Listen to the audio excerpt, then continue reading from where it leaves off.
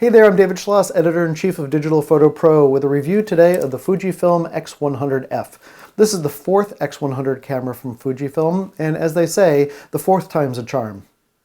Right off the bat, I think it's good to know that I owned one of the original X100s.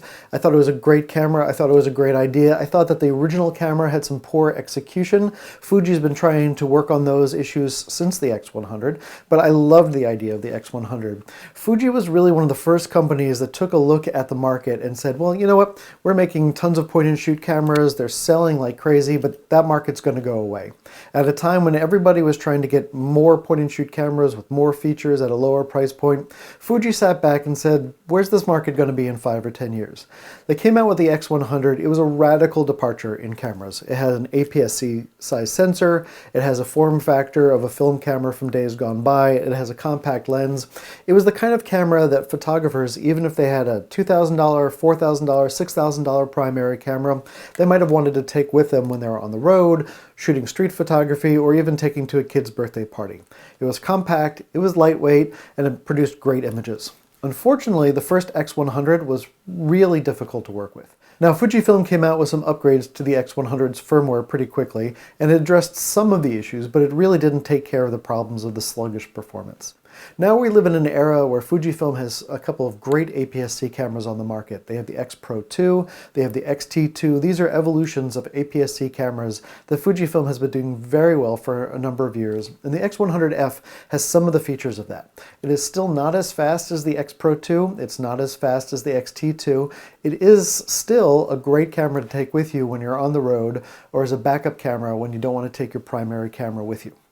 Inside the X100F, you're going to find a 24 megapixel X-Trans sensor. It's the same sensor as you're going to find inside the X Pro 2.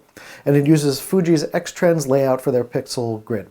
So most cameras use a red, green, blue filter on the sensor that's in what's called a Bayer pattern. Fuji has a slightly different pattern, which they say gives the camera more sensitivity. It certainly gave the original X100 more sensitivity. Fuji fans love the X-Trans sensor. People using high-resolution Bayer pattern sensors, not so sure that they see a difference. I'm fine to let that debate happen. The image quality on the X100F is excellent. A lot of the shooters of the X100F have been shooters of Fujifilm products since the days of film. I don't do a lot of in-camera JPEG work. I do most of my shooting in RAW and then I convert to JPEG later.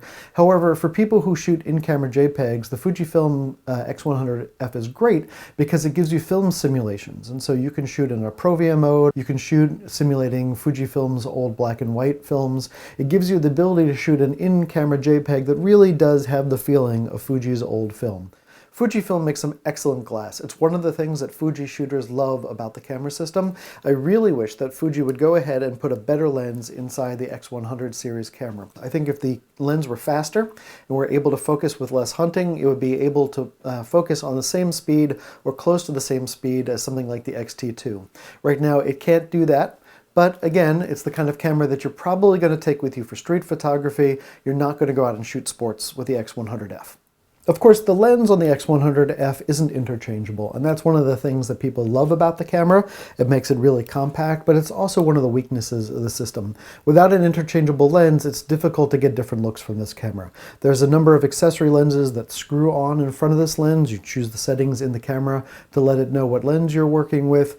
It's not the same thing as working with an interchangeable lens. It's not the same quality. If you put a piece of glass in front of your piece of glass, it's going to be lower quality than if you just had a longer or a wider lens just to start with. So keep that in mind when you're looking at the X100F. This is a good focal length for people to use for street photography, for travel photography. Not a great solution if you want to switch through different lenses. The X100F is rated at 5 frames per second, although the camera does have a burst mode that captures 8 frames per second. Some people have said, well, you don't really need 5 frames a second in a little travel camera. Why not? I think it's great if you're shooting wildlife, if you're shooting a fast-changing scene. I think the 5 frames a second is great.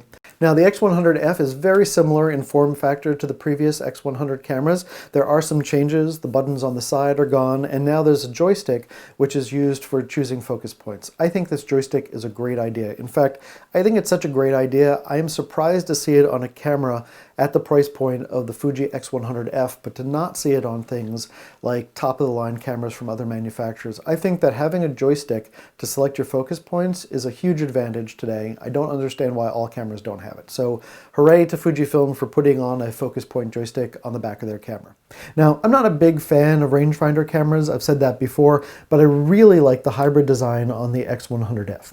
You can either look through the rangefinder and you can see an optical viewfinder with information and crop lines superimposed over your image, or with the press of a lever you can take a look at an electronic viewfinder through the same viewfinder eyepiece. I think it's a great idea.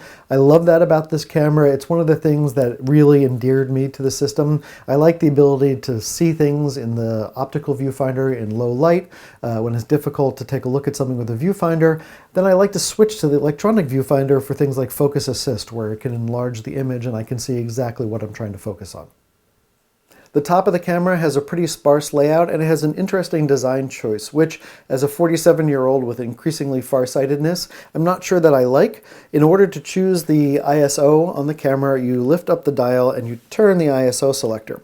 The ISO selector numbers are really small and I have a lot of problems reading this. I don't think I'm the only photographer that's got farsightedness or needs reading glasses when they're working close up. So I would love if the ISO dial were a separate dial with larger numbers, or if the numbers on this dial were larger. It's also a little strange that when you change the shutter speed on the camera, the position of where the ISO dial is moved. So sometimes the numbers are facing the right way to you, sometimes they're upside down to you. It makes it a little bit weird when you're trying to select the ISO.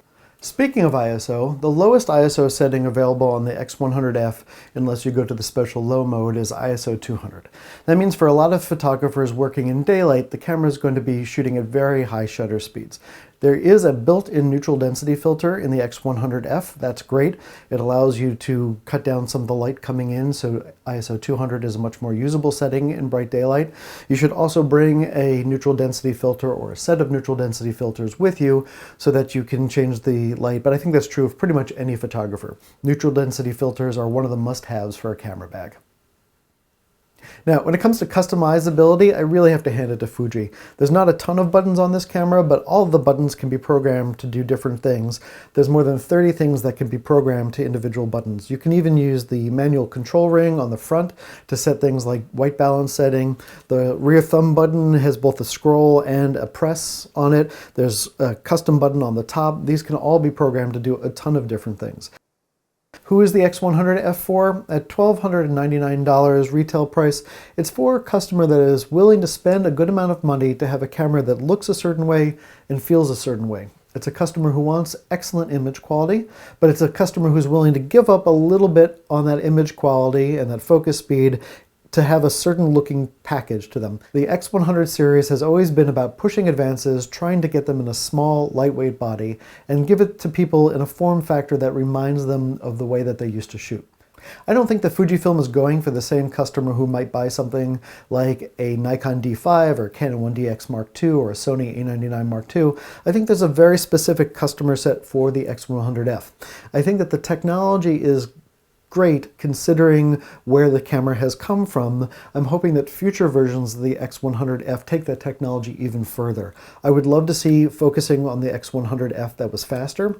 I would love to see a better quality lens on the X100F, but overall I'm incredibly satisfied with the package. It takes great images, it looks great, it isn't terribly heavy, it's the best X100 series camera that Fuji has ever made, and I can only wait to see what they come up with next.